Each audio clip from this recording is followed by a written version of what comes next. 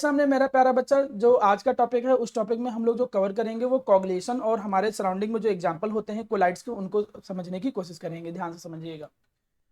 सबसे पहले जब हम बात करते हैं चार्ज के बारे में, तो देखिए चार्ज वाला जो टॉपिक था वो मैं पिछली क्लास में पढ़ाया था, लेकिन तब भी मैंने यहाँ पर उसको दोबारा रखा है। रीजन क्या है कि इसकी जरूरत पड़ेगी, इसी वजह से मुझे दोबारा बताने की जरूरत पड़ रही है, क्योंकि हो सकता है कि कई सारे बच्चे जिनकी पिछली क्लास छूट गई हो तो उनको इसमें प्रॉब्लम आए।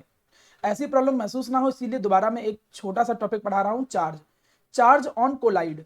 कोलाइड्स के ऊपर जो चार्ज होता है हम उसके बारे में डिस्कस करेंगे। चलिए कुछ बातें डिस्कस करता हूं आपसे। एक बात सभी लोग बहुत अच्छे से दिमाग में बैठा लीजिए मेरा प्यारा बच्चा। मैं आपको कोलाइडल सॉल्यूशन के बारे में कई सारी छोटी छोटी जानकारी दे चुका हूं। कोलाइडल सॉल्यूशन के बारे में अगर हम बोलें तो जनरली होता क्या है, कोलाइडल सॉल्यूशन में बेसिकली दो कंपोनेंट होते हैं।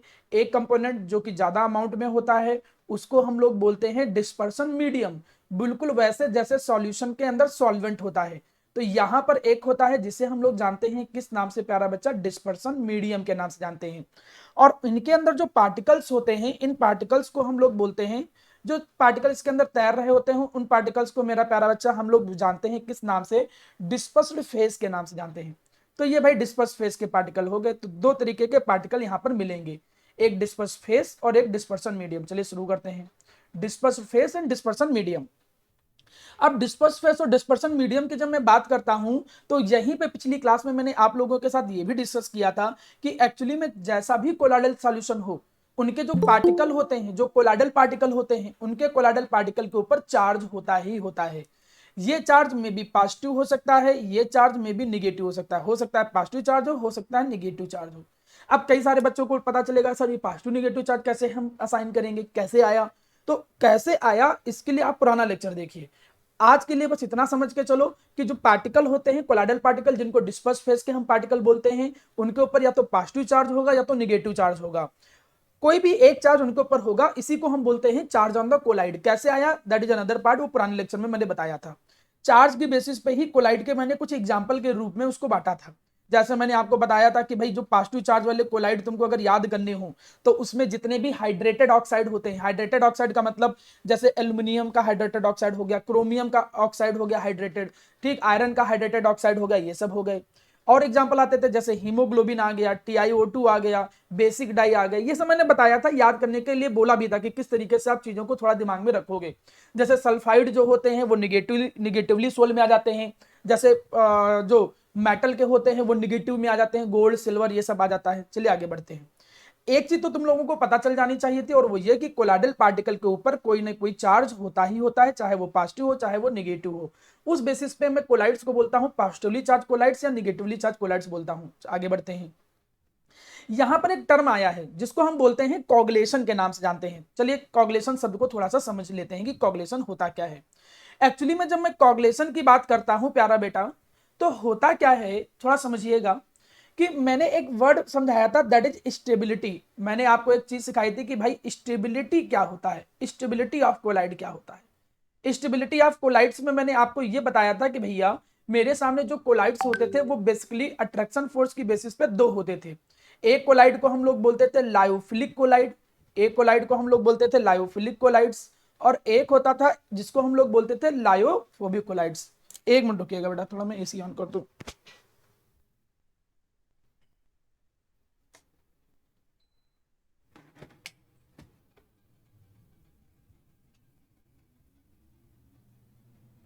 देखें मेरे सामने मेरा बच्चा, कोलाइड की बेसिस पे दो तरीके के कोलाइड होते हैं, एक को हम लोग बोलते थे लायोफिलिक कोलाइड और एक को हम लोग मेरा प्यारा बच्चा क्या बोलते थे, लायोफोबिक कोलाइड। दो तरीके के कोलाइड्स होते हैं।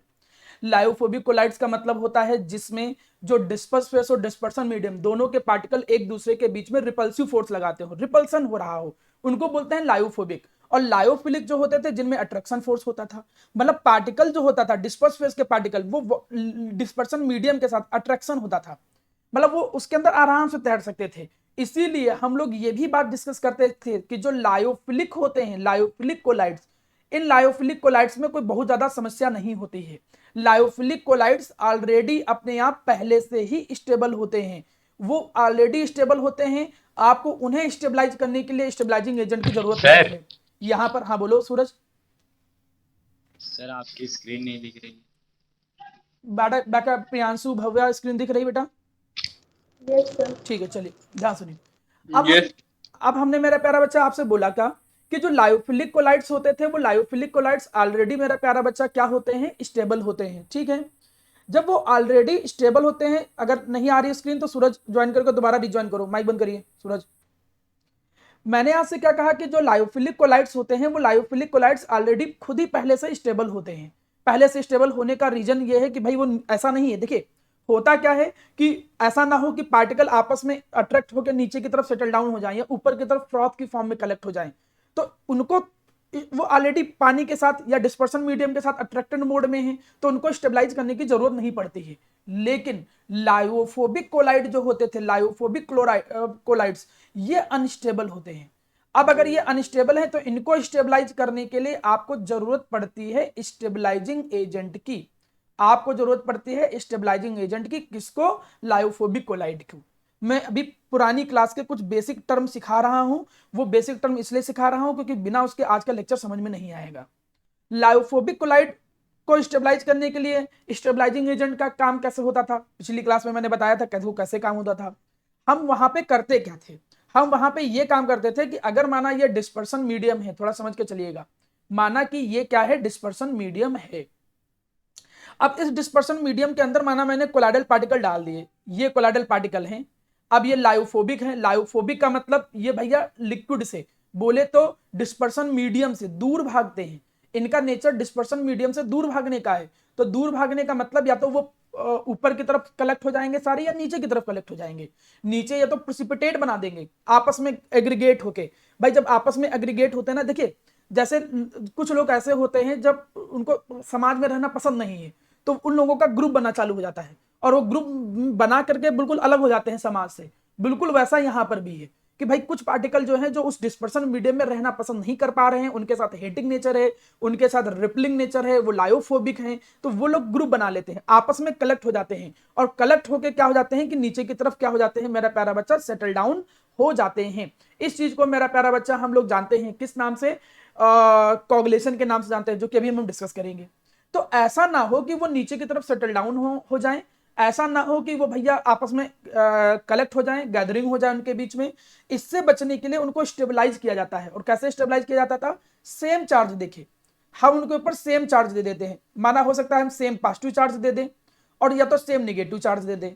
चार्ज कैसे दिया जाता है किसी भी कोलाइडल पार्टिकल में, वो मैंने पिछली क्लास में कवर किया हुआ है कि भैया हम किसी भी कोलाइडल पार्टिकल पे जो भी चार्ज चाहें वो चार्ज दे सकते हैं by preferential adsorption. What do you mean by preferential adsorption? कि कौन सा तुम चार्ज प्रेफर करते हो, तुम जो चार्ज चाहो वो चार्ज ला सकते हो।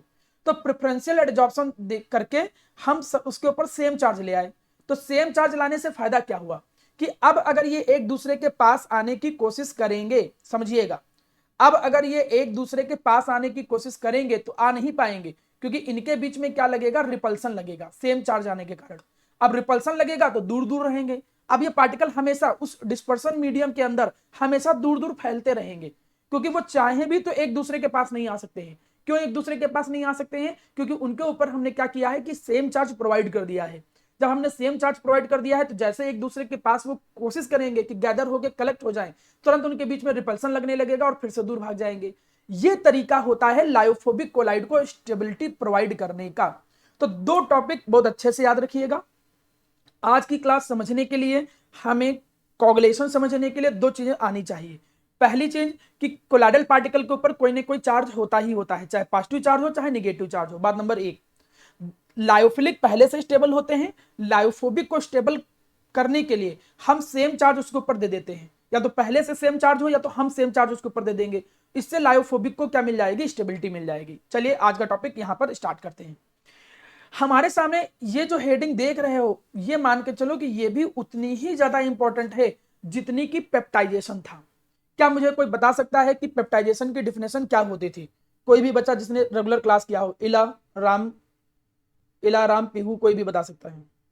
सलोनी, पेप्टाइजेशन क्या था? किसी को याद आ रहा है पेप्टाइजेशन क्या था? दिव्यराज। हाँ, पीपीटी को जब सुटेबल इलेक्ट्रोलाइट में डालते हैं तो कोलाइडल पार्टिकल्स में वो टूट जाता है। बिल्कुल सही। हम करते क्या थे कि जो फ्रेशली प्रिपेयर्ड पीपीटी होता था, फ्रेशली प्रिपेयर्ड पीपीटी का मतलब प्रेसिपिटेट है जो जल्दी में बना है। अब उस फ्रेशली प्रिपेयर्ड पीपीटी के अंदर हम क्या करते थे, हम सुटेबल इलेक्ट्रोलाइट मिलाते थे।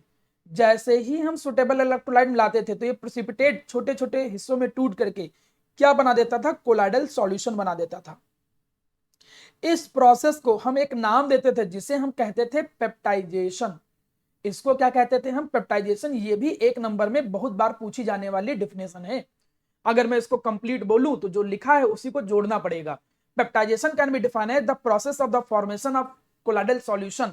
कोलाइडल सॉल्यूशन को बनाने की प्रोसेस किससे, फ्रॉम फ्रेशली प्रिपेयर्ड पीपीटी। कब, बाय एडिंग सुटेबल इलेक्ट्रोलाइट। जब हम उसके अंदर क्या कर देते हैं मेरा प्यारा बच्चा, सुटेबल इलेक्ट्रोलाइट मिला देते थे, तब कोलाइडल सॉल्यूशन बनता था। उस प्रोसेस को पेप्टाइजेशन कहते थे। ये मैं पिछली क्लास में कवर कर रखा हूं। उसी का उल्टा होता है कोगुलेशन। मतलब तुम्हें अगर डिफिनेशन तैयार करनी है तो कुछ करना नहीं है, तुम्हें जस्ट इसका रिवर्स कर देना है। जैसे इसका रिवर्स करोगे, इसका रिवर्स जो तुमने डिफिनेशन बोला है वही डिफिनेशन हो जाती है किसकी, कोगुलेशन की। इसीलिए मेरे प्यारा बच्चा मैंने पुराना पेप्टाइजेशन को भी कवर करने की कोशिश किया है। मतलब कोगुलेशन की कोई डिफिनेशन बोले तो क्या कहोगे कि किसी भी कोलाइडल सॉल्यूशन, और खासकर यहां पर कोलाइडल सॉल्यूशन कौन सा लिया जाता है मेरा प्यारा बच्चा, लायोफोबिक। अभी समझ में आएगा मतलब, मेरा मतलब समझ में आ जाएगा। किसी भी लायोफोबिक कोलाइडल सॉल्यूशन के अंदर जब सुटेबल इलेक्ट्रोलाइट मिलाते हैं, इलेक्ट्रोलाइट इसके अंदर भी मिलाएंगे, जैसे ही हम इलेक्ट्रोलाइट मिलाएंगे तो इलेक्ट्रोलाइट के मिलाने से हमको पीपीटी मिल जाता है। इस प्रोसेस को कहते हैं coagulation. Coagulation can be defined as the formation of precipitate from the colloidal solution by adding suitable electrolyte into it. बस कोलाइडल सॉल्यूशन अगर लायोफोबिक बोल दो तो डिफिनेशन और सही और ऑथेंटिक हो जाएगी। मतलब अगर तुम देखो तो ये एक दूसरे का उल्टा ही है। पीपीटी से कोलाइडल सॉल्यूशन बनाना पेप्टाइजेशन है, और कोलाइडल सॉल्यूशन से पीपीटी बनाना वापस उसको क्या कहते हैं, कोगुलेशन। और कब, जब दोनों में ही हम क्या करते हैं, सुटेबल इलेक्ट्रोलाइट मिलाते हैं। तो चलिए आज हमको कोगुलेशन सीखना है, तो हम सीधे कोगुलेशन के मुद्दे पे आते हैं। देखिए क्या है, इस डिफिनेशन को आराम से समझाने की कोशिश करते हैं। समझिए, हम यहां पर फिर से वही एक काम कर रहे हैं। एक कंटेनर ले लिया जी, चलिए ये हमने एक कंटेनर ले लिया। ओके, इस कंटेनर के अंदर हमने किया क्या, इस कंटेनर के अंदर पहले डिस्पर्सन मीडियम भर देते हैं। चलिए डिस्पर्सन मीडियम भर दिया, बहुत आराम आराम से चीजें समझिएगा, कोई जल्दी मचाने की जरूरत नहीं। हमने इसके अंदर क्या भर दिया, डिस्पर्सन मीडियम भर दिया। डिस्पर्सन मीडियम जो ज्यादा एक्सेस क्वांटिटी में होता है उसे बोलते हैं डिस्पर्सन मीडियम। जरूरी नहीं है कि डिस्पर्सन मीडियम में लिक्विड बना रहा हूं तो हमेशा लिक्विड ही होगा, ऐसा भी जरूरी नहीं है। इनके अंदर तुमने डाला क्या है, इनके अंदर कोलाइडल पार्टिकल्स डाले हैं जिनको हम बोलते हैं डिस्पर्स फेस। चलिए जी, हमने एक बात बोली, हमने क्या एक बात बोली कि भैया ये कौन से कोलाइडल पार्टिकल हैं, दीज आर लायोफोबिक। तो लायोफोबिक जो होते हैं क्या पहले से स्टेबल होते हैं, कोई बोलना चाहे, क्या लायोफोबिक पहले से स्टेबल होते हैं? No sir. नहीं। No sir. तो उनको स्टेबल करने के लिए हम क्या करते हैं, कोई किसी को पता है उनको स्टेबल करने के सुटेबल लिए? इलेक्ट्रोलाइट डालते हैं। हाँ, इलेक्ट्रोलाइट तो डालते हैं। स्टेबल जनरली होते कैसे हैं lyophobic? Sir, by providing same charge. हाँ पिहू बिल्कुल सही, यही वर्ड मुझे सुनना था, बाय प्रोवाइडिंग सेम चार्ज। हम उन पे क्या प्रोवाइड कर देते हैं, सेम चार्ज प्रोवाइड कर देते हैं। चलिए हमने सेम चार्ज प्रोवाइड कर दिया, आईसीआर तो बिल्कुल सही, सेम चार्ज। तो हमने क्या कहा कि सेम चार्ज हमने उन पे प्रोवाइड कर दिया। लायोफोबिक की बात कर रहा हूं, लायोफिलिक तो खुद ही स्टेबल होते हैं, उनको क्या प्रॉब्लम है, लायोफोबिक नहीं होते हैं। तो लायोफोबिक को स्टेबल करने के लिए हमने उनको क्या कर दिया, सेम चार्ज उन पे प्रोवाइड कर दिया। चलिए जी भैया, हमने सेम चार्ज प्रोवाइड कर दिया।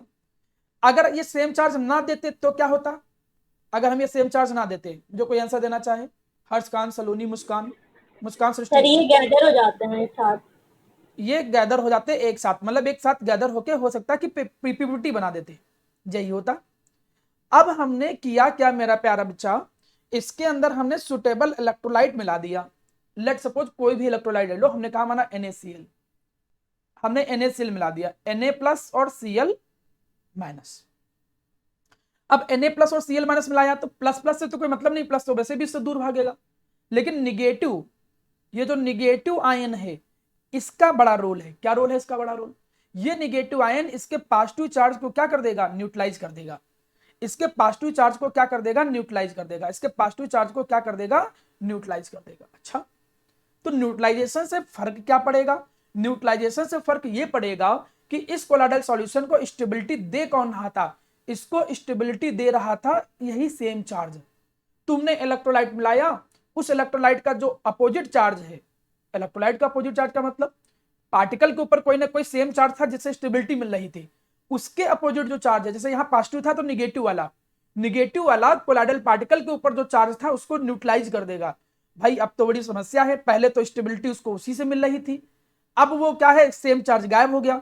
जैसे सेम चार्ज गायब हो जाएगा तो वही होगा जो स्टेबल ना होने पे होता था, कि ये पार्टिकल आपस में क्या होने लगेंगे, कलेक्ट होने लगेंगे, और आपस में इस तरीके से गैदरिंग और कलेक्ट होकर वो नीचे की तरफ बना क्या देंगे, वो नीचे की तरफ प्रेसिपिटेट बना देंगे, एक पीपीटी फॉर्म कर देंगे, और हम कहेंगे कि क्या हो गया, हम बोलेंगे कि कोगुलेशन जो है वो कोगुलेशन अकर कर रहा है। ये है कोगुलेशन की मेन थ्योरी, कि भाई जो लायोफोबिक कोलाइड थे उनके ऊपर सेम चार्ज था, उसी के कारण वो स्टेबल थे।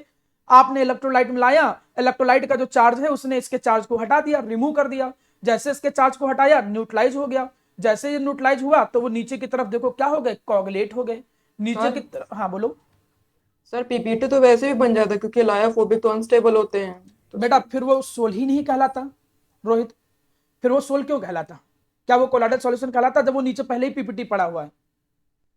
मेरी बात तुम जो बोल रहे हो ना, तुम कह रहे हो सर चार्ज ही ना देते, हम काहे चार्ज दिए थे, तो चार्ज ना दिए हाँ होते वैसे ही अनस्टेबल है। हाँ चार्ज ना दिए होते तो फिर पहले ही नीचे पीपीटी की फॉर्म में बना था, मतलब फिर वो यस सर। सोल थोड़ी कहलाता, वो कोलाइडल सोल ही नहीं कहलाता ना, फिर तो कहता पीपीटी से पीपीटी बनाना क्या मतलब फिर, मतलब वो पहले से हमने स्टेबल करके कोई कोलाइडल सोल बना के रखा है, उससे जब चार्ज हटाते हो तब पीपीटी बनता है। जो तुम्हारा क्वेश्चन था तुम समझ पा रहे हो रोहित, मैं कहना क्या चाह रहा हूँ। यस सर समझ गए। हाँ तो यहाँ पर चीज क्या है कि अगर एक लायोफोबिक जिसको पहले से स्टेबिलिटी प्रोवाइड की गई है, जिसके ऊपर पॉजिटिव चार्ज है, तो उसके अंदर जब हम इलेक्ट्रोलाइट मिलाते हैं तो इलेक्ट्रोलाइट के मिलाने से जब उसका चार्ज हट जाएगा तो वो प्रेसिपिटेट बना देगा वापस, और इस फिनोमिनन को हम एक नाम देते हैं जिसको कहते क्या है, कोगुलेशन कहते हैं, इसी को कोगुलेशन कहते हैं। जैसे तुम यहाँ देखो, कोगुलेशन करने के तरीके बहुत सारे हैं, ये एक इलेक्ट्रोकोगुलेशन का एग्जांपल है, यहाँ पर थोड़ा ध्यान से देखना सॉल्यूशन को। अभी ये पूरा सॉल्यूशन है, धीरे धीरे धीरे धीरे यहाँ पर भी चार्ज न्यूट्रलाइज हो रहा है, और देखो नीचे की तरफ देखो ये प्रेसिपिटेट की फॉर्म में बैठ जा रहा है। मैंने एक इमेज इसीलिए डाल रखी है जिससे एक थोड़ा फील आए, इलेक्ट्रोकोगुलेशन कुछ ऐसे होता है डेली लाइफ में। वहां पर दो प्लेट लगाया है, दो प्लेट क्या करते हैं कि वही चार्ज को न्यूट्रलाइज करते हैं, और नीचे की तरफ देखो कुछ पीपीटी की फॉर्म में नीचे बैठ जा रहा है। This is known as इलेक्ट्रोकोगुलेशन।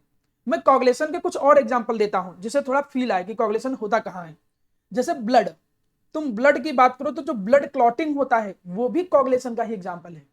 जैसे भाई माना कहीं कोई घाव हो गया, वुंड्स हो गया, कहीं घाव है, वहां से माना ब्लड निकल रहा है, तो ज्यादातर जब तुम देखोगे किसी डॉक्टर के पास जाओगे, तब जब वो दवा बांधता है पट्टी के साथ तो उसके अंदर वो फेरिक क्लोराइड डालता है। क्या डालता है? Ferric chloride. वो क्या डालता है? FeCl3 डालता है। ठीक है, एक बात नहीं, पीछे आओ, ब्लड पे जाओ, ब्लड पे देखो तुम, ये जो ब्लड होता था उसका सोल देखो कौन सा होता है। एक चीज समझिएगा, मैं थोड़ा सा डाउट में हूं लेकिन मुझे लगता है गलत में नहीं हूं, एक बार रीचेक कर लीजिएगा, मुझे डाउट अंदर से आ रहा है इसलिए मैं आपसे बोला हूं रीचेक करने के लिए। यहां पर दो अलग अलग टर्म है, हीमोग्लोबिन वर्ड अलग है और एक ब्लड वर्ड अलग आता है। हीमोग्लोबिन को वो शायद पॉजिटिवली चार्ज के अंदर डालते हैं और ब्लड को वो निगेटिवली चार्ज में डालते हैं। मैं थोड़ा सा डाउट में आ गया हूं इसलिए मैं आपसे बोल रहा था कि इसको नेट पे सर्च कर लीजिएगा जब फ्री होइएगा। दो अलग अलग वर्ड हैं, एक, हाँ किसी ने सर्च किया आपसे? Yes sir. तो क्या है, ब्लड पे कौन सा सोल दिखा रहा है चार्ज? ब्लड पे निगेटिवली चार्ज, हेमोग्लोबिन पे पॉजिटिवली चार्ज। हाँ ठीक, सही, वही चीज मैं बोलना चाह रहा था।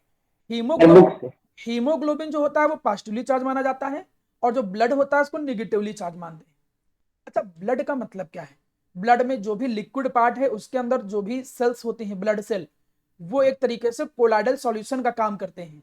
अब माना यहां से ब्लड फ्लो हो रहा, घाव हो गया, तो FeCl3 जब आता है तो FeCl3 भी कोगुलेशन का काम करता है। माना ब्लड के ऊपर क्या चार्ज है? निगेटिव चार्ज है। ब्लड के ऊपर कौन सा चार्ज है? लेट सपोज हमने कहा निगेटिव चार्ज है। अब हमने क्या किया कि FeCl3 डाला, जैसे हमने FeCl3 डाला तो FeCl3 से क्या आया? Fe3+ इस निगेटिव चार्ज को क्या कर देगा? न्यूट्रलाइज कर देगा। जैसे न्यूट्रलाइज कर देगा तो ये जो ब्लड सेल के पार्टिकल हैं ये ऐसे एग्रीगेट होने लगेंगे और एग्रीगेट होकर वो घाव बंद कर देंगे, क्लॉटिंग कर देंगे। मतलब वो भी एक तरीके से कोगुलेशन का ही एग्जांपल है, दैट इज ब्लड क्लॉटिंग। शायद इसका एग्जांपल मैंने दे रखा है, देखो यहाँ पर शायद इमेज पड़ी होगी, ये देखिए यहाँ पर आपको एक इमेज दिख रही होगी ब्लड क्लॉटिंग का। ये भी वापस में एग्जांपल लाऊंगा। ये जो ब्लड सेल होते हैं वो इस तरीके से धीरे धीरे धीरे धीरे धीरे धीरे क्या होते रहते हैं? कोगुलेट होते रहते हैं। Fe3+ जो आयन होता है ये ब्लड के ऊपर जो निगेटिवली चार्ज है, जो सोल हम मान के चल रहे थे उसको, तो उस निगेटिव चार्ज को वो न्यूट्रलाइज कर देगा, तो ये ब्लड सेल के पार्टिकल एक दूसरे के पास में आ जाएंगे और वो क्लॉट क्रिएट कर देंगे, जिससे जो ब्लड का फ्लो था वो रुक जाएगा। तो ये भी एक कोगुलेशन का एग्जांपल है। तुम कोगुलेशन के कई सारे डेली लाइफ में एग्जांपल देखोगे, मैं डिस्कस भी करूंगा, लेकिन उम्मीद करता हूं कि अब इतनी देर के बाद तुम्हें कोगुलेशन का मतलब समझ में आया होगा कि कोगुलेशन होता क्या है। मतलब अगर मैं ओवरऑल भाषा में बात करूं कि क्या तुम्हें कोगुलेशन समझ में आया है, तो आप कहोगे सर हाँ। कोगुलेशन होता क्या है मैं पूछूं तो कहोगे सर कोगुलेशन प्रोसेस होता है। किस चीज की प्रोसेस होता है? Process of formation of precipitate. ये फॉर्मेशन होता है किसका? प्रेसिपिटेट के फॉर्मेशन का। किससे? From lyophobic colloidal sol. Lyophobic colloidal, lyophobic colloidal sol. कैसे? By adding suitable electrolyte. जब हम क्या कर रहे थे, उसके अंदर सुटेबल इलेक्ट्रोलाइट ऐड कर दे रहे थे, सुटेबल इलेक्ट्रोलाइट ऐड कर दे रहे थे। चलो अच्छा, सुटेबल इलेक्ट्रोलाइट ने क्या, उसके आयन ने चार्ज को न्यूट्रलाइज किया, चार्ज को न्यूट्रलाइज करने से वो चार्ज हट गया, वही स्टेबिलिटी दे रहा था, कोगुलेट हो गया, पीपीटी बना दिया। मेरा क्वेश्चन आपसे ये है कि माना एक कोई हमने सोल ले लिया, हमने कहा कि एक कोलाइडल सोल है, ऐसे कई सारे कोलाइडल सोल हैं, कोलाइडल पार्टिकल हैं, इनके ऊपर मैंने कहा कि लेट सपोज कौन सा चार्ज है? पॉजिटिव चार्ज है। मैं केवल आपसे जानना चाहता हूं, मुझे लगता है कि सब लोग आंसर दे ले जाएंगे, कोई बहुत कठिन चीज नहीं सर है। हाँ बोलो। सर, ये फॉर्मेशन ऑफ पीपीटी के बाद का नहीं समझ में आया, जरा ये एक बार ब्रीफ एक्सप्लेन कर दीजिए। फॉर्मेशन ऑफ पीपीटी के बारे में सुना है? ठीक है, हमको ये बताओ विजन, हम कोगुलेशन में कर क्या रहे थे? कुछ आइडिया क्या कर रहे थे? एक कोलाइडल सॉल्यूशन हम बना रहे थे, तुमने देखा होगा, एग्जांपल दिया था, कोलाइडल सॉल्यूशन बनाया था हमने, उसके अंदर हमने क्या ऐड किया था? कोई एक इलेक्ट्रोलाइट ऐड किया था। जैसे ब्लड लिया तो सर उसमें हमने FeCl3 हाँ, ऐड तो कोई किया। एक इलेक्ट्रोलाइट ऐड किया, जैसे FeCl3 ऐड किया था। यस तो सर। उसके कारण बन क्या गया था? प्रेसिपिटेट। Yes sir. मतलब क्लॉटिंग होने लगी थी, प्रेसिपिटेट बन गया सर था। क्लॉटिंग हुई थी, ब्लड हाँ। क्लॉटिंग। इस पूरी प्रोसेस को हम कहते क्या है? कोगुलेशन। पहले तो कोगुलेशन की डिफिनेशन बोल के बताओ विजन, क्या है? कोगुलेशन इज फॉर्मेशन ऑफ क्या? किसका फॉर्मेशन? नीचे वाले का, sir PPT। Formation of PPT from किससे? लायोफोबिक हाँ, लायोफोबिक कोलाइडल सोल। कब? Colloidal sol by adding suitable हाँ, तो इलेक्ट्रोलाइट। कम से कम पहले डिफिनेशन क्लियर है आपको। आप जब जोड़ जोड़ के बोलोगे तो डिफिनेशन तो बोल ही सकते हो। It can be defined the process of the formation of PPT from the lyophobic colloidal sol by adding the suitable electrolyte into it. बस सिंपल सी भाषा में कैसे हुआ था ये भी मैंने समझाया था अभी थोड़ी देर पहले।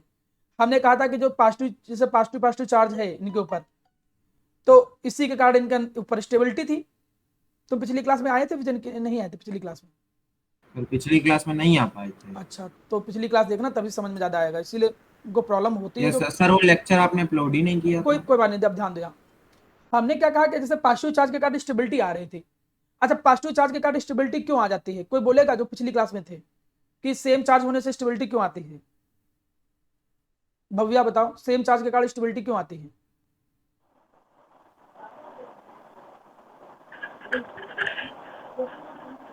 हाँ आयुषी यादव सही है। रिपल करते हैं, रिपल करते हैं। हाँ, रिपल करते हैं, इस वजह से स्टेबिलिटी आ जाती है, बिल्कुल सही है।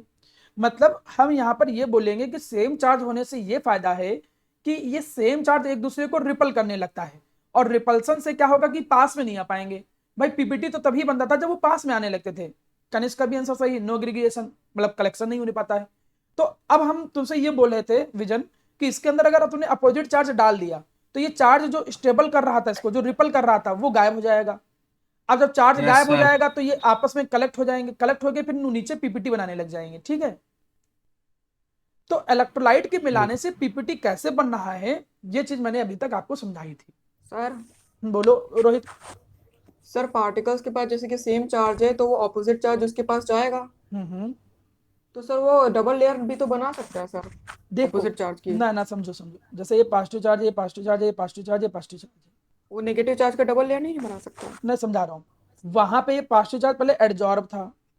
अब जब ये निगेटिव चार्ज इसके पास आया तो निगेटिव चार्ज, हाँ कह सकते हो कि डबल लेयर बनाएगा।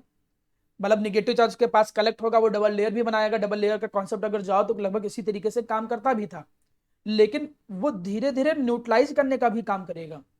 मतलब जहां पर डबल लेयर जनरली बनता है, या तो उसमें कोशिश ये की जाती है कि जो आयंस हैं निगेटिव वाले वो दूर रहें, डिस्पर्सन मीडियम का जो विस्कोसिटी है, इन सब फैक्टर को ज्यादा ध्यान रखा जाता होगा। जब हम कोगुलेशन करते हैं, देखिए एक्यूरेटली में निगेटिव चार्ज वहां जाके न्यूट्रलाइज कर दे, उसके लिए हम उसी बेसिस पे उतना इलेक्ट्रोलाइट मिलाते हैं। भाई जब निगेटिव जो इलेक्ट्रोलाइट एक्स्ट्रा ऐड कर रहे हैं उसका निगेटिव चार्ज जब बहुत ज्यादा होगा तब वो इफेक्टिवली न्यूट्रलाइज भी कर जाएगा। मतलब वो बात देखिए, दोनों कॉन्सेप्ट अलग अलग है कि भाई पॉजिटिव चार्ज है उसके चारों तरफ निगेटिव चार्ज कलेक्ट हो रहा था, एक डबल लेयर बना। सर वहां पे तो न्यूट्रलाइज वाला कॉन्सेप्ट नहीं सिखा रहे थे, वहां पे हम सिखा रहे थे कि उसको कहते क्या है। डबल लेयर यहां पर भी बनेगा, लेकिन जब निगेटिव चार्ज का कलेक्शन ज्यादा हो जाएगा तो वो धीरे धीरे न्यूट्रलाइज भी करना चालू कर देगा और तब कोगुलेशन अकर करेगा। अब कितना मिलाना जाए, कितना अमाउंट हम डालें, कम से तो होना नहीं। इसको आगे चल के हम एक वर्ड बोलेंगे that is known as coagulating value.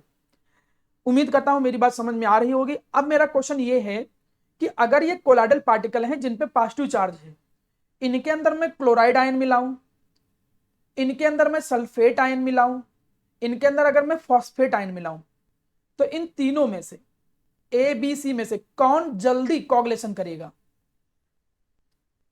Coagulation कौन जल्दी करेगा तीनों में से? क्लोराइड। क्लोराइड जल्दी करेगा, सल्फेट करेगा, फॉस्फेट करेगा। कौन बताना चाहे? और कोई ऑप्शन सही है? मेरा सही नहीं है, लेकिन अब सही नहीं तो दो ही ऑप्शन बचा फिर तो ये बचा फॉस्फेट करेगा। अब मेरा क्वेश्चन ये है कि फॉस्फेट क्यों जल्दी कोगुलेशन करेगा? जीत बताओ, जीत या इला में से कोई, क्यों ये फॉस्फेट आयन जल्दी कोगुलेशन करेगी? फॉस्फेट वाले जल्दी कोगुलेशन क्यों करेंगे? क्योंकि उसमें ज्यादा नेगेटिव है शायद इसीलिए। हाँ शायद इसलिए नहीं, यही रीजन ही है भाई। ऑब्वियस चीज है, हाँ इसी सही है आंसर। अब देखो इस पे एक निगेटिव चार्ज है, इस पे दो निगेटिव चार्ज है, इस पे तीन निगेटिव चार्ज है, तो इसको न्यूट्रलाइज करने के लिए फिर क्लोराइड आयन बहुत ज्यादा चाहिए होगा, फिर तुम्हें कम से काम नहीं चलेगा और इसकी कम क्वांटिटी से ही काम चल जाएगा, क्योंकि तीन निगेटिव चार्ज है तो ये जल्दी चार्ज को न्यूट्रलाइज करेगा।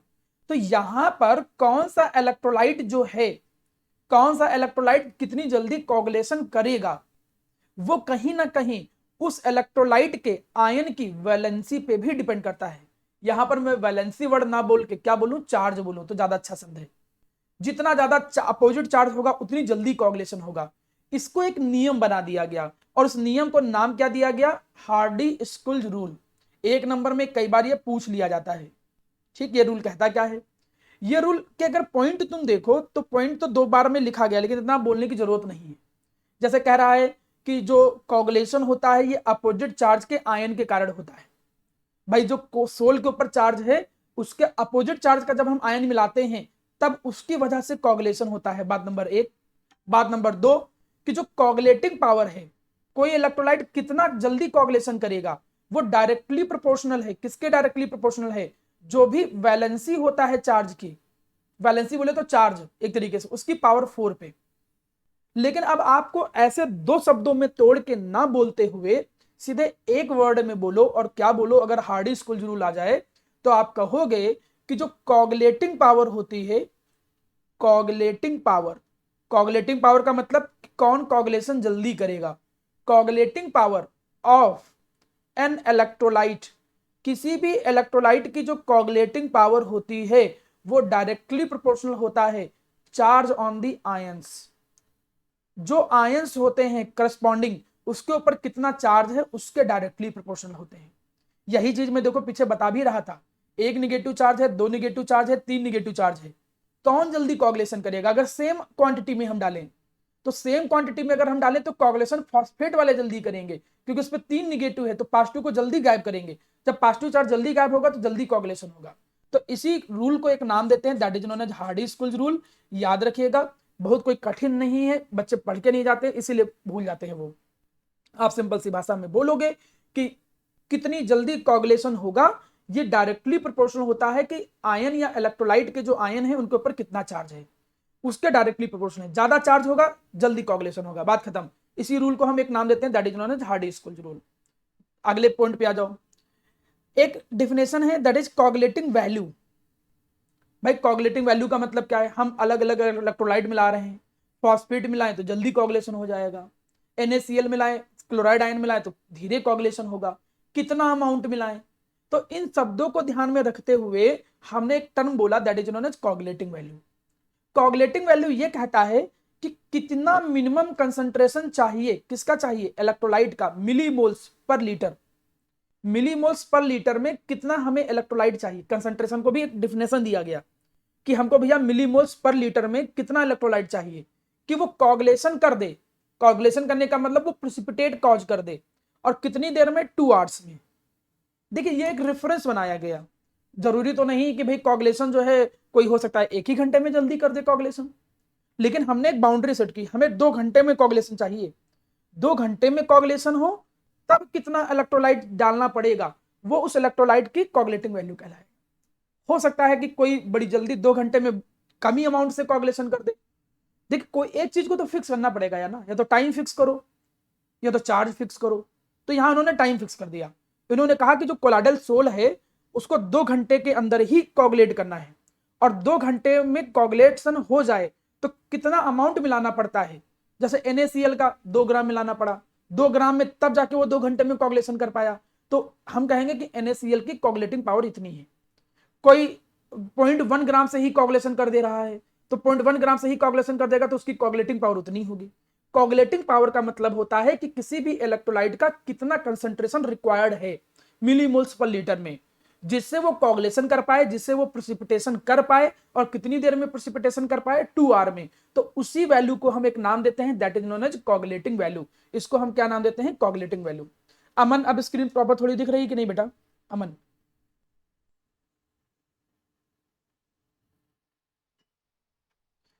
देखो ध्यान सुनिए, चलिए अब कॉगुलेटिंग वैल्यू तो समझ गए।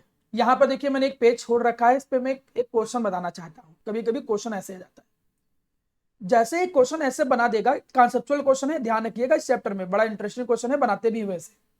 वो ऐसे कहते हैं, for the colloidal sol of, for the colloidal sols, कई सारे कोलाइडल सोल्स हैं, ऑफ आर्सेनिक सल्फाइड, हमने कहा मैंने आर्सेनिक सल्फाइड का एक कोलाइडल सोल है, विच सॉल्यूशन, आगे हमने करके क्या बोला कि विच सॉल्यूशन विल कॉगुलेट इजिली, कौन सॉल्यूशन सबसे पहले इजिली कॉगुलेट करेगा।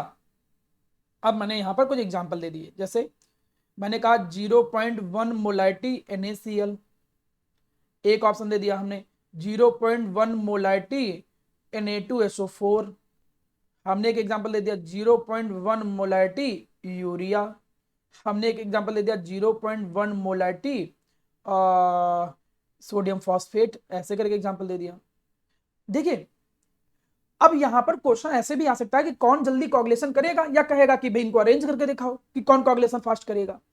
तो मैंने आपको वो चार्ट क्यों याद करवाया था कि पॉजिटिवली चार्ज नेगेटिवली चार्ज याद रखो, इसी के लिए याद करवाया था, ऐसा कॉन्सेप्चुअल क्वेश्चन डील करने के लिए। अब तुम्हारे सामने वो आर्सेनिक सल्फाइड केवल बोला है, तो कॉगुलेशन कौन जल्दी करेगा वो तुमको तब पता चलेगा जब पता हो कि ये किस तरीके का सोल होता है।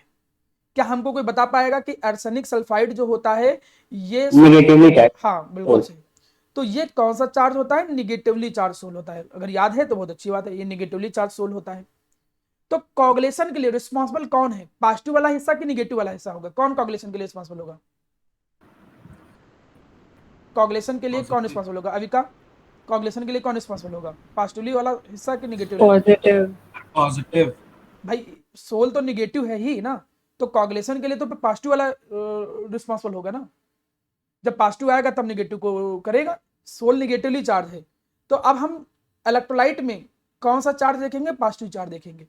भाई तुमको ध्यान देना पड़ेगा कि कौन सा हिस्सा देखना है, पॉजिटिव देखना है कि निगेटिव देखना है। तो तुमने ये देखा, ये एक Cl- देता है, ये क्या देता है, ये सल्फेट आयन देता है, ये तो डिसोसिएट ही नहीं होता है, नो डिसोसिएशन, ये तो आयन में टूटता ही नहीं है, ग्लूकोज और यूरिया ये सब। और ये कैसे देगा, ये फॉस्फेट आयन देगा। अब हमको बताओ, अगर इन तीनों में से बोलूं ये फर्स्ट है, ये सेकंड है, ये थर्ड है, ये फोर्थ है, तो सबसे जल्दी कॉगुलेशन कौन करेगा, इस सोल का कॉगुलेशन सबसे जल्दी कौन करेगा? आयुषी का आंसर सही है, बाकी ये 4 3 माइनस, हाँ न पूरा बोलोगे, आप पूरा बोलोगे, या तो फोर्थ वाला या तो ये बोलिए सर 0.1 मोलारिटी सोडियम फॉस्फेट, मतलब सबसे जल्दी कॉगुलेशन कौन करेगा, फोर्थ वाला। फिर इससे कम सेकंड नंबर पे कौन आएगा, सेकंड नंबर 0.1 मोलारिटी है Na2SO4। हाँ सेकंड वाला, मतलब ये फिर अब थर्ड नंबर पे कौन आएगा? अंशिता, सलोनी, पलक, तीनों में से सर फर्स्ट। अब फर्स्ट वाला आ First. तो जाएगा। NaCl। हाँ, NaCl आ जाएगा। सबसे आखिरी में कौन आ जाएगा? थर्ड वाला, यूरिया वाला। देखिए ऐसा क्वेश्चन बोर्ड में आता है, इसलिए मुझे समझाने की जरूरत पड़ी है। मैं केवल सर चैप्टर इसमें के साथ, पॉजिटिवली चार्ज देखना पड़ेगा ना, हाँ अब वही क्योंकि वो पास्टली ओके, मैं पगला गया हूँ, sorry, I am really sorry. कई बच्चे जो आंसर नहीं दे पा रहे थे वो यही वो तो सोच के नेगेटिवली चार्ज सोल्यूशन है ना, हाँ वो नेगेटिवली चार्ज सोल है। मैं थोड़ा गलत बोल गया सर, सॉरी बेटा। क्योंकि ये निगेटिवली चार्ज सोल है तो हमको पॉजिटिव हिस्सा देखना पड़ेगा।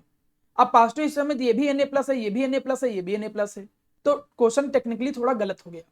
तो मैं इस क्वेश्चन को सही करने के लिए करूंगा क्या कि हम एक पॉजिटिवली सोल ले लेंगे। कई बच्चे जो आंसर नहीं दे रहे थे, मुझे लग रहा था क्यों आंसर नहीं दे रहे थे, हो सकता है शायद इसलिए ना दे रहे हो, और आधे खुश हो गए होंगे, चलो अच्छा हमको आता ही नहीं था तो हम इसलिए नहीं दे रहे थे। ठीक है, यहां पर कोई पॉजिटिवली सोल अगर हम माना ले लें, जैसे हम ले लें ऐसे Al2O3.H2, ये हमने सोल ले लिया।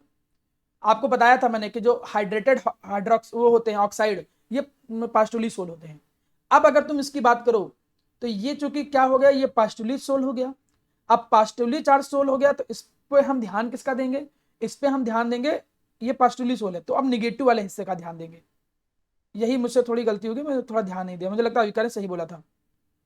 अब यहाँ पे हम निगेटिव पे ज्यादा ध्यान देंगे, कौन जल्दी करेगा, तो निगेटिव में तुमने अरेंज कर लिया, मतलब फीलिंग समझ गए होगे, वो थोड़ा हल्का सा टेक्निकली एरर हो गया है। कभी कभी क्या होता है कि बस निगेटिव सोल होता है तो हम पॉजिटिव पे ध्यान देते हैं। जैसे मैं क्वेश्चन बदलता हूँ सर हाँ बोलो। सर हमें इसमें सर मोल से मतलब नहीं होगा ना, कितने मोल क्या है? देखिए बोर्ड के लेवल में मोल से मतलब नहीं है, क्योंकि मैं जब चेक करता हूं कि मोल लगभग सबका सेम देता है, तब तुम चार्ज कंपेयर करते हो। जब चार्ज सेम होगा तब मोलरिटी कंपेयर करना होगा। जैसे ऐसे देखो, माना हमने ऐसे बोला 0.5 मोलरिटी NaCl एक जगह है और एक जगह है 0.1 मोलरिटी NaCl, तो जब चार्ज सेम है तो भाई कंसंट्रेशन पे ध्यान देना पड़ेगा। वो तो अकॉर्डिंग टू क्वेश्चन तुम्हें डील करना पड़ेगा। जैसे मैं एक क्वेश्चन देता हूं, इस पर ध्यान से समझो। जैसे मैं एक क्वेश्चन यहाँ पे लिख दूं, मैं लिख दूं कि एक कोलाइडल सोल है, जो मैं भी लिख रहा था उसी पे वापस आता हूं। हमने लिखा आर्सेनिक सल्फाइड सोल। बताओ कौन कोगुलेशन फास्टर करेगा, किसमें कोगुलेशन सबसे जल्दी होगा? अब मैं ऑप्शन दे रहा हूं। पहला ऑप्शन हमने लिखा 0.1 मोलरिटी NaCl। सेकेंड ऑप्शन वो हमने लिख दिया 0.1 मोलरिटी, हमने लिख दिया MgCl2। Third option 0.1 molarity Al aluminium sulphate. Fourth option हमने डाल दिया 0.1 मोलरिटी शुगर सॉल्यूशन। ऐसे क्वेश्चन दिया। अब तुमने क्या देखा कि पहले यही तरीका ही होता है कि सोल पे चार्ज देखो कौन सा है। सोल तुमने देखा कि भाई यार ये तो निगेटिवली चार्ज है, निगेटिवली चार्ज को कौन कोगुलेशन करेगा? पॉजिटिव वाला। पॉजिटिव। तो अब हमको कंपेयर करना पड़ेगा पॉजिटिव, तो इसका पॉजिटिव हिस्सा कौन? देखिए कंसंट्रेशन सबका सेम है तो कोई टेंशन नहीं लेना है। क्वेश्चन में आपको फंसाएगा नहीं कि कंसंट्रेशन और चार्ज दोनों में मिक्स करके फंसा दे, ऐसा नहीं होता है। वो जब क्वेश्चन प्रैक्टिस करोगे अपने आप आइडिया लग जाएगा। जब दोनों सेम होंगे तब कंसंट्रेशन जिसका ज्यादा होगा वो कोगुलेशन जल्दी करेगा। इसका पॉजिटिव हिस्सा कौन है? Na+। इसका पॉजिटिव हिस्सा कौन आएगा? Mg2+। भाई ये सब तोड़ना उड़ना बता रखा हूं उसमें। थर्ड वाले की मैं बात करूं तो ये क्या देगा? Al3+। ये नो चार्ज। तो अब हमें बताओ इन चारों में से सबसे पहले कोगुलेशन कौन करेगा? Al3+। Al3+। हाँ Al3+, मतलब सबसे फास्ट कोगुलेशन थर्ड का, फिर सेकंड का, और फिर क्या जाएगा? फर्स्ट का, और सबसे कम कोगुलेशन। Mg2+। तो उम्मीद करता हूं कि आप हार्डी स्कूल्स रूल को अप्लाई करना सीख गए होंगे। बोर्ड लेवल में इसी तरीके का क्वेश्चन आता है, अच्छा क्वेश्चन है। मैं कई बार प्री बोर्ड में और कई बार बोर्ड एग्जाम में इस क्वेश्चन को देखा हूं। आप 2-3 क्वेश्चन में ट्राई करो, लेकिन एक बात मैं तुमको फिर बता दूं, कभी कभी वो बोलते हैं कि ये सोल पॉजिटिवली है या निगेटिवली है, और कई क्वेश्चनों में वो बोलते ही नहीं है कि सोल कैसा है। इसीलिए सोल पहले याद होना चाहिए, क्योंकि पता चला तुम सोल को पॉजिटिवली मान लिए, अब आंसर आपका बिल्कुल उल्टा आ जाएगा। भाई किस्मत तुम्हारी बहुत अच्छी है, तुमने बहुत अच्छे काम किए हैं जिसकी उम्मीद बहुत कम है, लेकिन अगर तुमने काम जिंदगी में अच्छे किए हैं तो हो सकता है कि वो तुम पे दया खा के बोल ही दे कि आर्सेनिक सल्फाइड एक निगेटिवली चार्ज सोल है, अब बताओ कौन कोगुलेशन जल्दी करेगा। लेकिन हम हर चीज के लिए तैयार रहेंगे, हम इस बात के लिए भी तैयार रहेंगे कि कई सारे क्वेश्चनों में वो बताता नहीं है कि सोल कैसा है, इसलिए आपको सोल का चार्ज याद रखना पड़ेगा। कितने सारे एग्जाम्पल याद करें? जितने आपकी बुक में दिए हों एटलीस्ट उतने एग्जाम्पल याद करो। भाई क्वेश्चन कहाँ कैसे कैसे आता है, मेरा काम है उस चीज को मेंशन करना जिससे आप प्रॉब्लम में फंसो ना। ठीक है, चलिए आगे बढ़ते हैं। अब यहां तक की बात समझ लेने के बाद एक डिफिनेशन और आया है, इसको बोलते हैं गोल्ड नंबर। गोल्ड नंबर में एनसीईआरटी में देखता हूं तो ऑफिशियली गोल्ड नंबर की डिफिनेशन है नहीं, आईएससी बोर्ड में है, लेकिन गोल्ड नंबर की डिफिनेशन कई बार स्कूल में पूछा गया है। एक बार डिफिनेशन पढ़ो, एक बार डिफिनेशन पढ़िए, फिर मैं उसको याद करवाता हूँ डिफिनेशन। एक बार डिफिनेशन पढ़िए, फिर मैं डिफिनेशन को याद करवाता हूँ।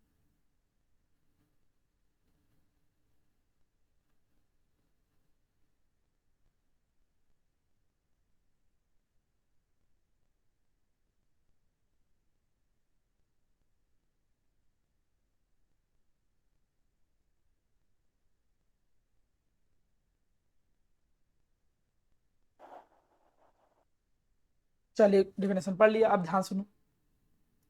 यहां पर एक नई चीज आती है, मैं उस थोड़ा नई चीज को थोड़ा डिस्कस करना चाहता हूं, है क्या। अगर यहां पर एक वर्ड देख रहे होगा ना, प्रोटेक्टिव, प्रोटेक्शन जैसा कुछ वर्ड यूज आया है, इस बात का मतलब क्या है। मुझे एक चीज बताओ, मुझे नहीं लगता है कि कोई खास बहुत कोई कठिन चीज पूछ रहा हूं, मुझे लगता है सब लोग आंसर दे ले जाएंगे। ये है कंटेनर, इस कंटेनर के अंदर चलो हम भैया डाल देते हैं डिस्पर्सन मीडियम। ये है ब्लू कलर का, ब्लू है पानी पानी, मतलब ये हमने डाल दिया डिस्पर्सन मीडियम। चलो डिस्पर्सन मीडियम डाल दिया जी। जब हमने इसके अंदर डिस्पर्सन मीडियम डाल दिया, इसके अंदर हम डाल दे रहे हैं क्या, सोल पार्टिकल डाल दे रहे हैं भैया। कोई भी जो तुम मानना चाहो मान लो, जैसे हमने कहा कि भैया माना सबके सब लायोफोबिक हैं, अभी मैं लायोफोबिक की बात कर रहा हूं।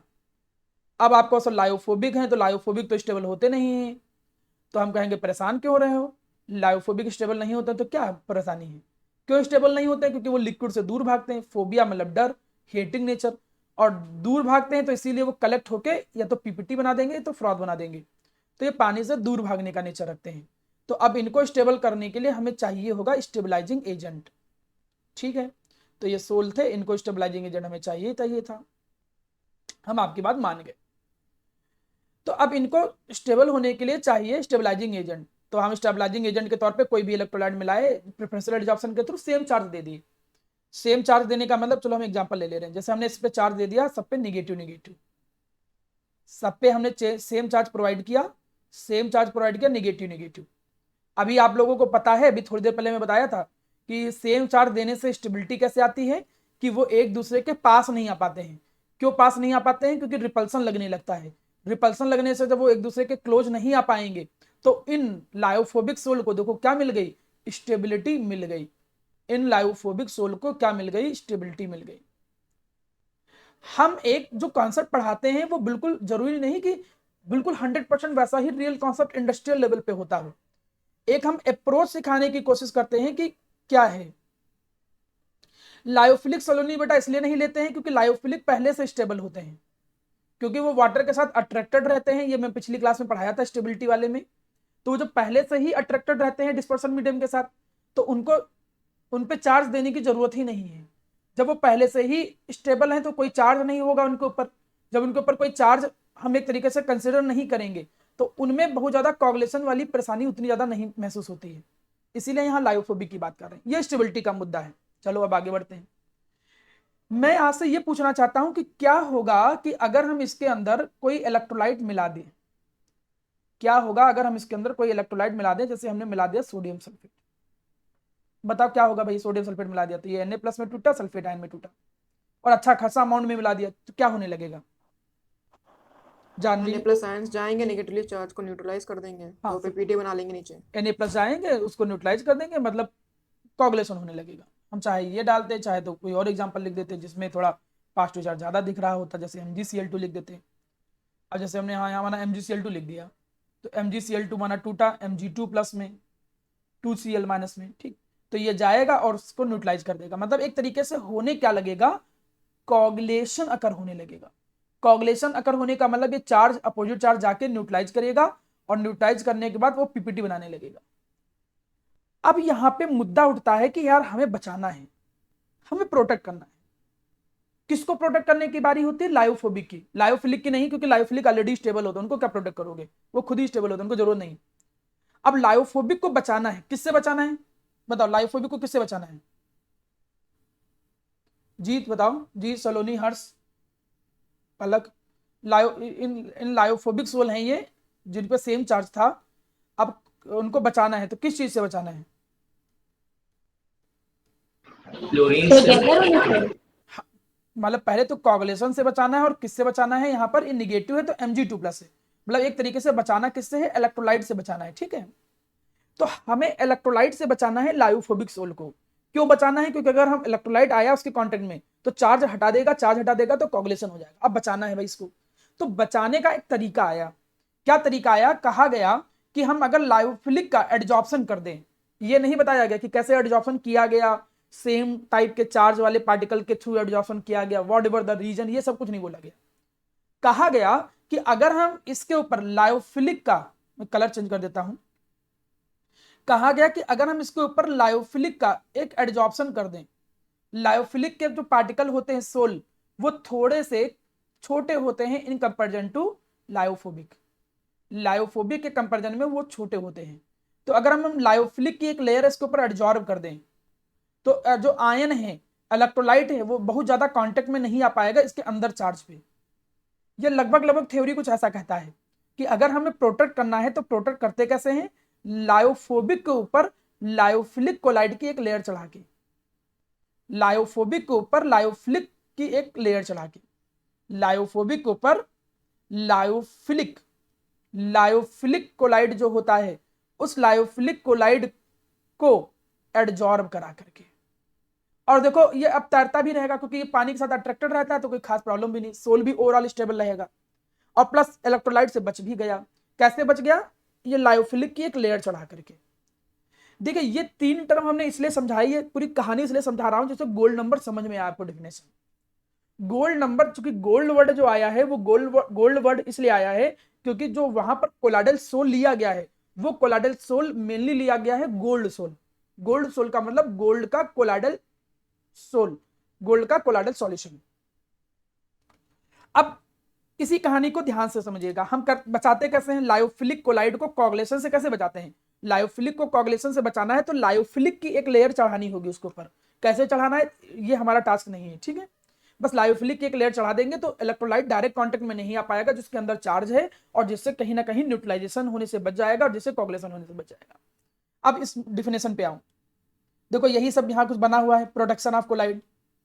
हम लायोफिलिक जो होते हैं, लायोफिलिक पार्टिकल, इसकी एक लेयर चढ़ा देते हैं जिसको हम कहते क्या है? प्रोटेक्टिंग पार्टिकल, क्योंकि वो प्रोटेक्ट कर रहे हैं किसको? लायोफोबिक को प्रोटेक्ट कर रहे हैं। अब चीजों को थोड़ा ध्यान देना, मैं शब्दों को तोड़ूंगा, उनको जोड़ के तुम डिफिनेशन बनाओगे। डिफिनेशन ऐसे याद करोगे हमेशा भूल जाओगे। हमें प्रोटेक्ट किसको करना है पहले ध्यान दो, लायोफोबिक सोल को। और यहां पर लायोफोबिक सोल होता कौन है? Gold sol. यहां पर लायोफोबिक सोल होता कौन है? Gold sol. हमें इस गोल्ड सोल को करना क्या है? इसको प्रोटेक्ट करना है। हमें इसको क्या करना है? प्रोटेक्ट करना है, ठीक है। किससे प्रोटेक्ट करना है इसको भी लिख देता हूं। चलो भैया, प्रोटेक्ट करना भी किससे प्रोटेक्ट करना है, चलो लिख देता हूं। यहां प्रोटेक्ट हमें किससे करना है? यहां पर एक स्पेसिफिक इलेक्ट्रोलाइट लिया गया, NaCl। डिफिनेशन एक स्पेसिफिक बनाया गया है। कोई भी किसी भी इलेक्ट्रोलाइट से प्रोटेक्शन होना चाहिए था, लेकिन एक पर्टिकुलर रेफरेंस को लेकर डिफिनेशन बनाया गया कि NaCl से बचाना है। और NaCl का कंसंट्रेशन भी बता दिए, वो कितना? 10% NaCl से बचाना है। और उसका अमाउंट कितना लेना है?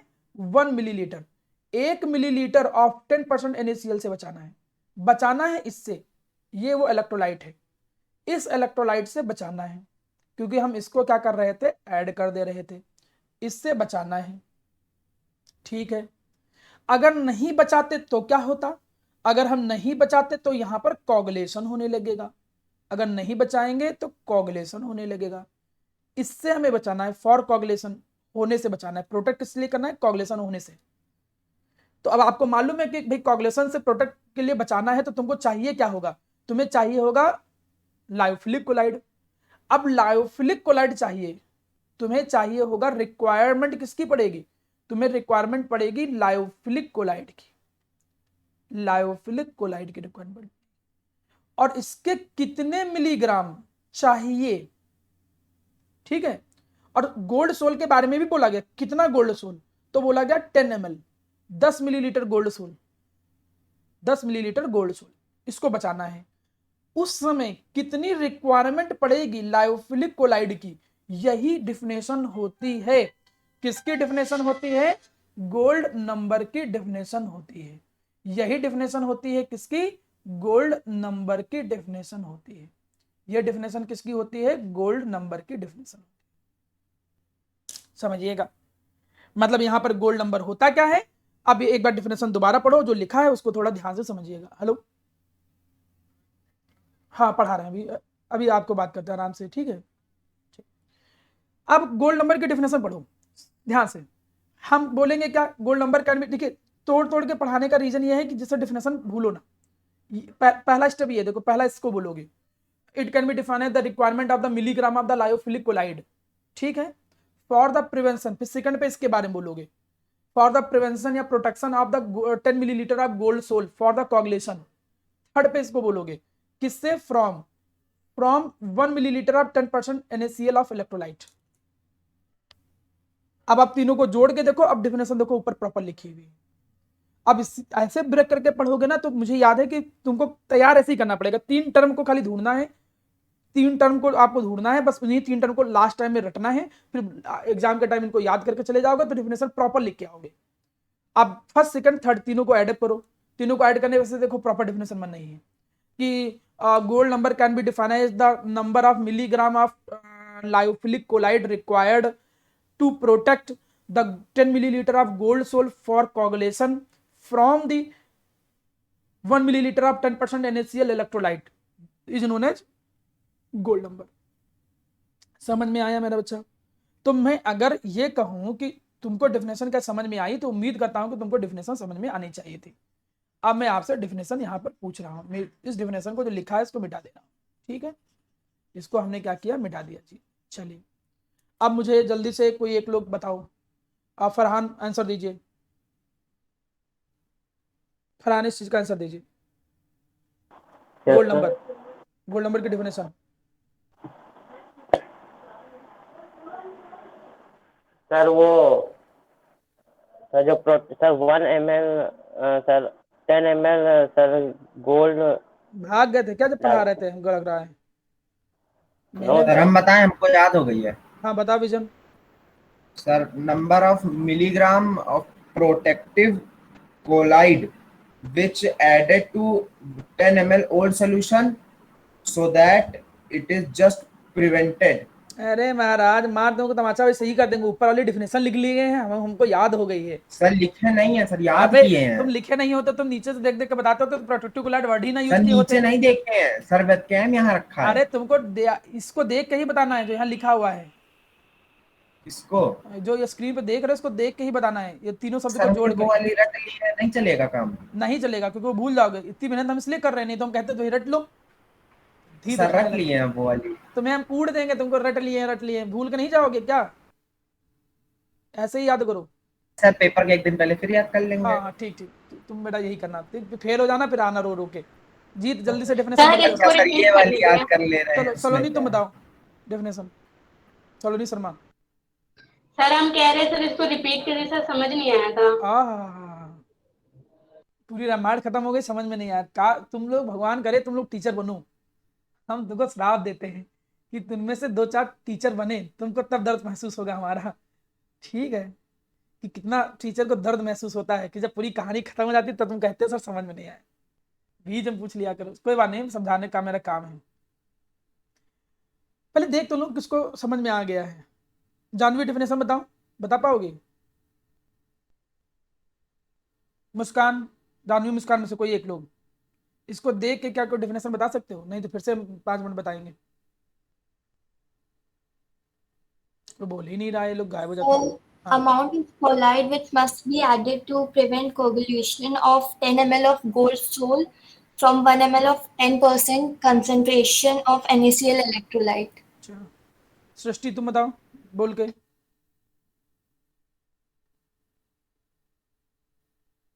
सर ये कितने नंबर में आता है वैसे?